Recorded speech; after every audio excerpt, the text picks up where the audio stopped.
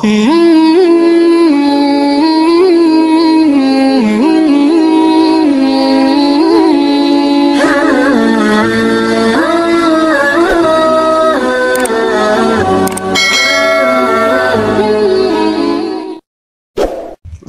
warahmatullahi wabarakatuh. Jumpa lagi di channel Ngaji Online, Mengkaji dan Berbagi. Para sahabat sekalian, pada kesempatan kali ini saya coba untuk mereview kembali dari i'rab kitab Fathul Qarib, yang mana pada kali ini kita sudah masuk pada i'rab ke-35, dan adapun materinya seperti biasa sudah saya siapkan dan i'rabnya juga sudah lengkap.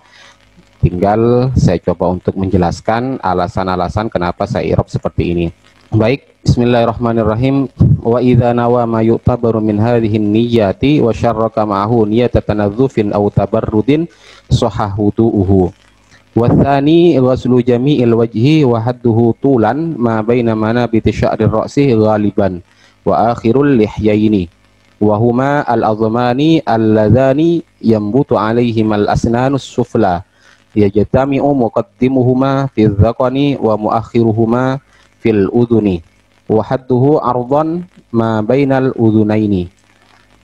Jadi pertama adalah wa idza nawa. Jadi wawunya dinamakan wawul istinaf. Kemudian idza sendiri ini adalah isim dzaraf ya, dan mengandung makna syarat. Jadi di sini saya katakan sebagai idza syartiyah. Kemudian nawa ini adalah fi'il madhi, hukumnya mabni fathah karena tidak bertemu dengan dhamir rafa' mutaharrik atau waw jama'. Kemudian ini sebagai fi'il syaratnya dari idza. Sekaligus setiap fi'il pasti itu mempunyai fa'il. Akan tetapi fa'ilnya itu berupa fa'il isim dhamir, yaitu kembali kepada seseorang, yaitu orang yang berwudu. Kemudian setiap fi'il muta'addi seperti halnya nawa pasti mempunyai maf'ul. Berniat ke apa? Maka di sini ma menjadi maf'ulun bih secara mahal, yaitu mahal nasab. Adapun ma sendiri itu adalah isim mausul yang membutuhkan pada silah dan a'id. Adapun silah itu biasanya berbentuk jumlah atau syibhul jumlah. Wa jumlatun au syibhuhal ladzi wusil bihi kaman indil ladzi ibnu kufil. Kemudian di sini silahnya terdiri dari jumlah fi'liyah yaitu fi'il mudhari, hukumnya rafa, dan di sini dari segi bentuknya adalah mabni majhul, dhamma awwaluhu wa futiha ma qabla akhirih. Setiap fi'il mabni majhul ada naibul fa'il, maka naibul fa'ilnya yaitu terdiri dari isim dhamir. Min hadhihin niyyati. Jadi di sini adalah min huruf jar, adapun hadhihi ini adalah majrurnya, namun karena berupa isim isyarah maka hukumnya mabni. Jadi kita baca apa adanya, kita baca min hadhihi. Kemudian an-niyati sendiri di sini adalah badal, yang mana hukum badal itu ikut pada kalimat sebelumnya, yaitu ikut pada mahal hadhihi. Kenapa dikatakan badal? Karena ini merupakan isim yang terletak setelah isim isyarah dan bersamaan dengan al, mu'arrafun ba'da isyaratin bi al wa ribanatan au bayanan au badal. Kemudian wa syarraka, di sini wawunya dinamakan harfu atfin. Kemudian syarraka sendiri adalah fi'il madhi dan fa'ilnya disimpan kembali pada man sama dengan nawa tadi. Kemudian menjadi ma'tuf yaitu pada lafadz nawa. Berarti di sini menjadi ma'tuf alaihnya, dan sengaja tidak saya tulis karena mungkin sudah dipahami setiap ma'tuf butuh pada ma'tuf alaih, tinggal kita mencocokkan mana kira-kira yang cocok menjadi ma'tuf alaih. Kemudian ma'ahu di sini adalah dzaraf ma'ah. Setiap dzaraf pasti mudhaf, maka mudhaf ilaihnya adalah hu. Berarti hu di sini mahalnya adalah mahal jar menjadi mudhaf ilaih. Susunannya dinamakan susunan idhafah. Adapun niyatah, karena di sini syarrokah berupa fi'il muta'addi ikut wazan fa'ala, maka niyatah hukumnya nasab menjadi maf'ulun bih sekaligus menjadi mudhaf, sehingga nanti susunannya adalah susunan idhafah. Jadi bacaannya niyata tanazzufin. Au adalah huruf ataf, kemudian tabarrudin menjadi ma'tuf pada lafadz tanazzufin. Harus sama-sama dibaca jar. Adapun sohah ini adalah jawab dari idza tadi, berarti dinamakan fi'il jawab syarat. Dan sohah sendiri bentuknya adalah fi'il madhi berupa bina mudha'af sama dengan maddah. Jadi sohah yasihu, hukumnya mabni fathah karena tidak bertemu dengan dhamir rafa' mutaharik, atau wawu jama' sama dengan nawa atau syarroka. Kemudian sohah sendiri di sini butuh pada fa'il, maka fa'ilnya adalah wudu'uhu. Kemudian wudu'u dimudhafkan pada hu, maka di sini dinamakan susunan idhofah. Berarti hu adalah isim dhamir, hukumnya mabni, dan mahalnya adalah mahal jar menjadi mudhaf ilaih. Kemudian wasani di sini wawunya dinamakan wawul istinaf karena berada pada permulaan jumlah, yaitu jumlah ismiyah di sini. Sedangkan asani ini adalah mubtada. Hukum mubtada itu hukumnya rofa karena bagian dari marfu'atul asma. Kemudian kita tinggal cari kira-kira rofaknya menggunakan apa. Kenapa tidak dibaca asaniyu kalau di sini rofa? Maka disinilah yang dinamakan dengan rofa menggunakan dhamma muqaddar. Jadi dibaca wasani, tidak boleh ditampakkan. Namanya adalah isim mangkus, yaitu setiap isim yang diakhiri dengan ya lazimah. Setiap mubtada butuh pada khobar sebagai pelengkap, yaitu waslu menjadi khobarnya sekaligus menjadi mudhaf pada lafadz jami'i. Sehingga jami'i di sini hukumnya jar, dan di sini tidak ditanwinkan karena dia disandarkan kembali pada lafadz al-wajhi. Jadi waslu jami'il wajhi. Berarti jami'i selain menjadi mudhaf ilaih juga menjadi mudhaf, dan al-wajhi menjadi mudhaf ilaih. Kemudian wahadduhu tulan. Wahadduhu di sini wawunya dinamakan wawul istinaf karena berada di awal jumlah. Sedangkan hadduhu di sini ada dua kalimat. Haddu di sini adalah kalimat isim, adapun hukumnya rofa menjadi mubtada. Kemudian selain menjadi mubtada di sini menjadi mudhaf. Maka di sini dinamakan susunan idhofah hadduhu. Berarti hu mahalnya jar menjadi mudhaf ilaih. Kemudian tulan di sini saya i'rab sebagai tamyiz karena ini merupakan ukuran juga, maka cocok dijadikan tamyiz.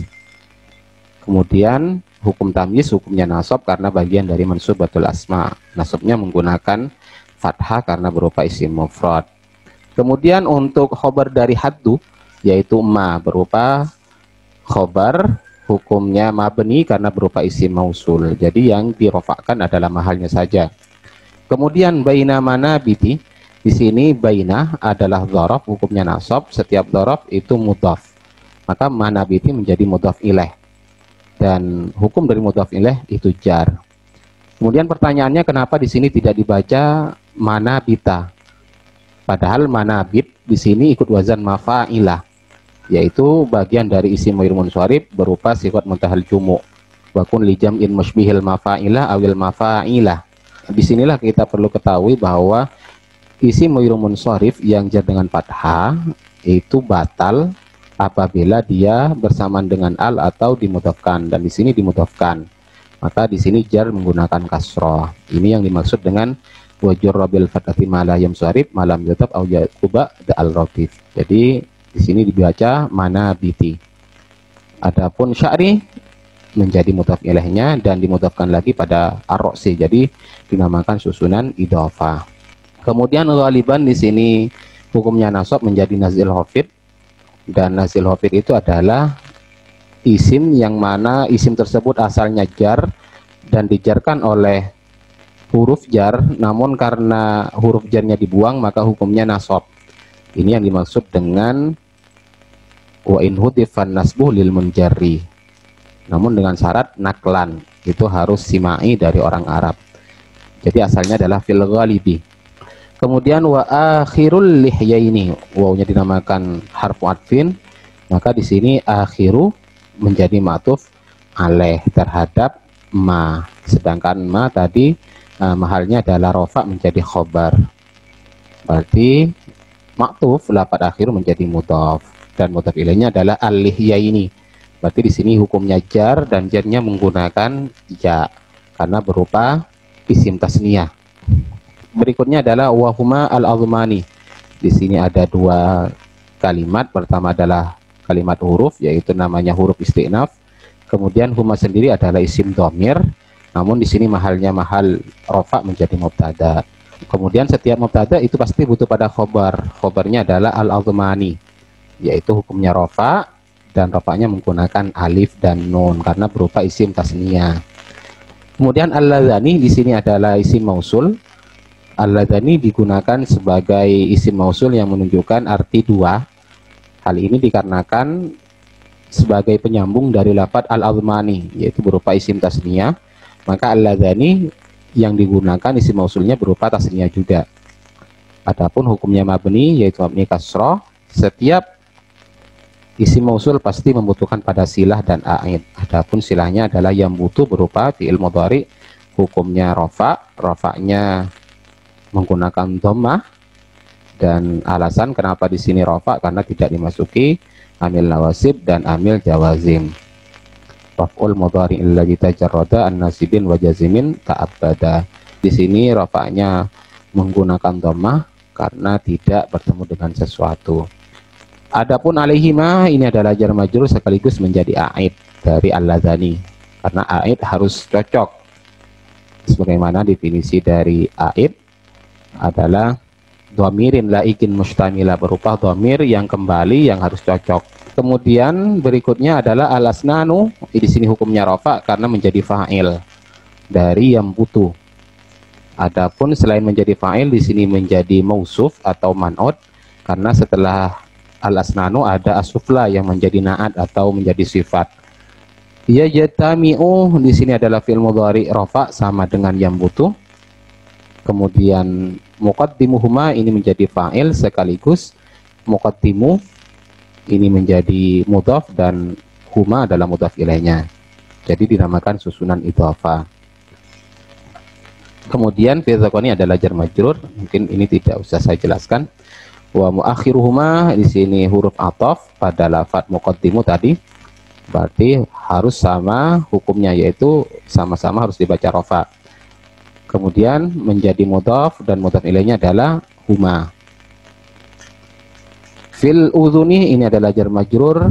Kemudian wahadduhu ini adalah istinaf karena ingin memulai jumlah baru, dan haddu mubtada dan dimudhafkan pada hu. Kemudian ardhan ini adalah tamyiz. Ma menjadi khobar dari haddu sekaligus sebagai isim mausul ya. Maka di sini yang dirofakkan adalah mahalnya saja. Bainal udhunaini. Baina di sini adalah dzaraf, hukumnya nasab sekaligus menjadi silah. Karena sebagaimana tadi saya sebutkan bahwa silah itu bisa jumlah atau syibhul jumlah. Di sini berupa syibhul jumlah karena baina adalah dzaraf. Wa jumlatun au syibhuha. Jadi yang dimaksud syibhuha adalah dzaraf atau jar majrur. Setiap dzaraf pasti mudhaf dan mudhaf ilaihnya adalah udhunaini. Hukumnya jar dan jarnya menggunakan ya karena berupa isim tasniyah. Jadi inilah penjelasan i'rab dari materi ini. Kemudian adapun artinya wa idza nawa ma yu'tabaru min hadhihi niyyati, wa idza dan ketika nawa berniat seseorang, ya orang yang berniat ke apa? Ma terhadap sesuatu yu'tabaru yang dianggap sah lah. Yu'tabar itu yang dihitung. Min hadhihi niyyati dari niat-niat ini. Kemudian wa syarraka ma hu niyata tanadzufin aw tabarrutin sahahu tuhu. Wa syarrakah dan orang yang berniat tadi menyertakan mahu bersama niat tadi yu'tabaru min hadin niyah.